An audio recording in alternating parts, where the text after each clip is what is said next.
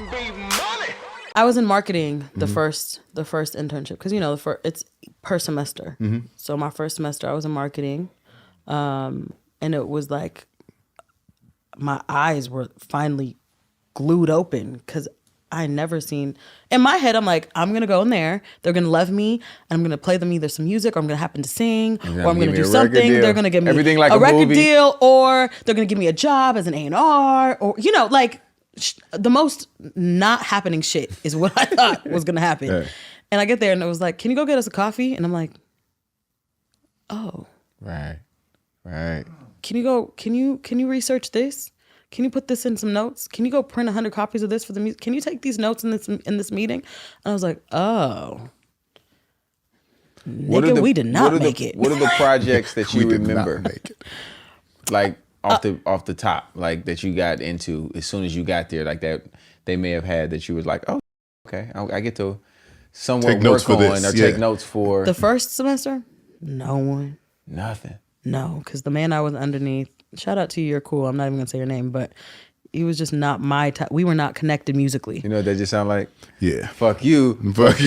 You're cool.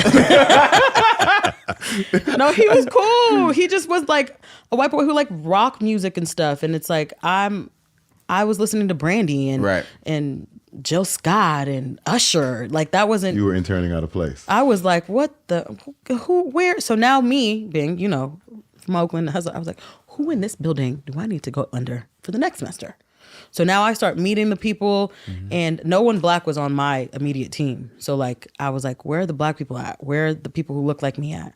And that's when I started researching too, just in general, who is somebody that I really could look up to. And that's when I learned all about Ethiopia. Wow. And Ethiopia was like this force in my life. I've told her this, so she knows now. Yeah. But I was like, you were my mentor without being my mentor. Because number one, you are a woman in this space who's doing some shit that none of us has seen a woman do. Right. You are a black woman in this space doing some shit no black woman has ever done, or Sylvia Rohn and you. You know what I mean? Like there's a few that I can name. I'm missing some, but there's a few I can name.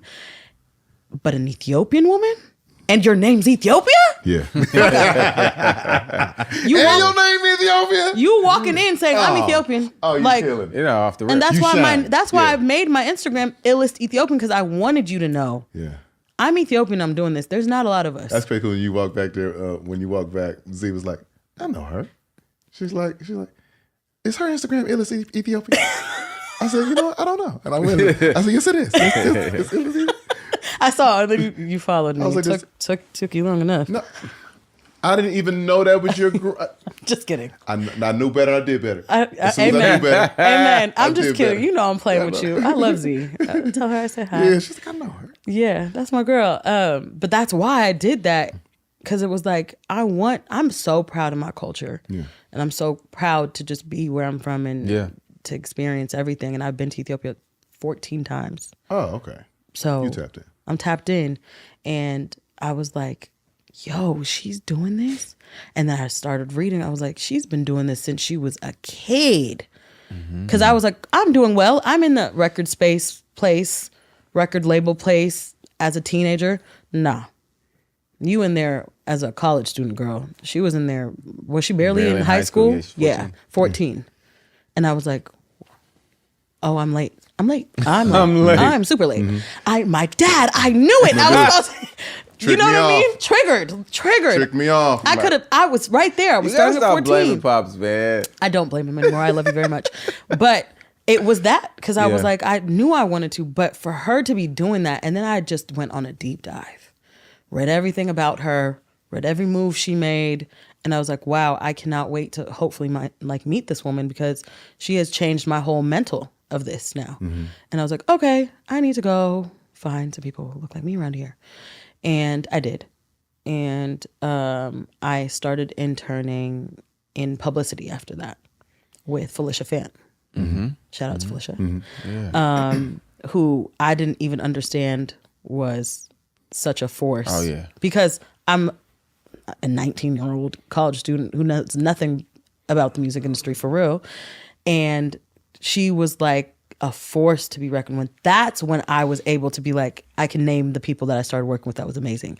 Because she was working with Jason Derulo. She was working with all the OVO camp because they had the distribution deal. Yeah. We had MMG, right? Is that? Yeah. MMG is Rick Ross's? Yeah.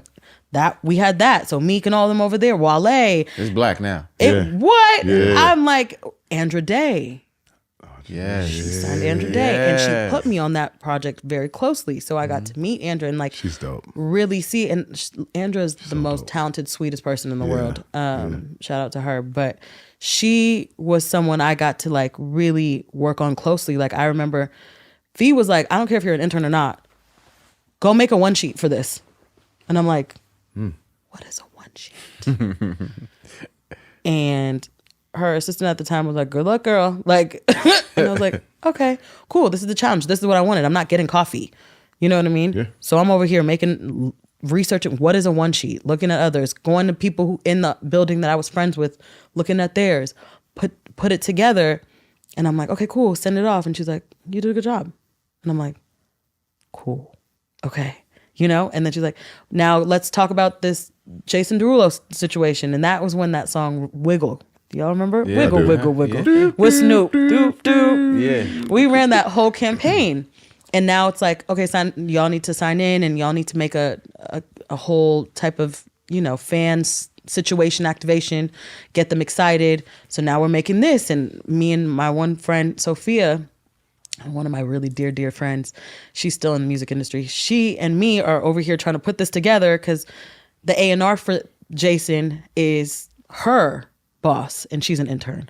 So now we're doing the project together and we're learning at the same time how to do this and put this all together.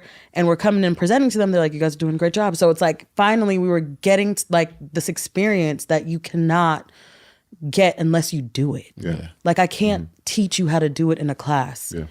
Because it's not a teachable thing. It's a go do it. Go do it. That's it. And we were like, okay, you know? And that after that, it was just that. Like I stuck with it. Right.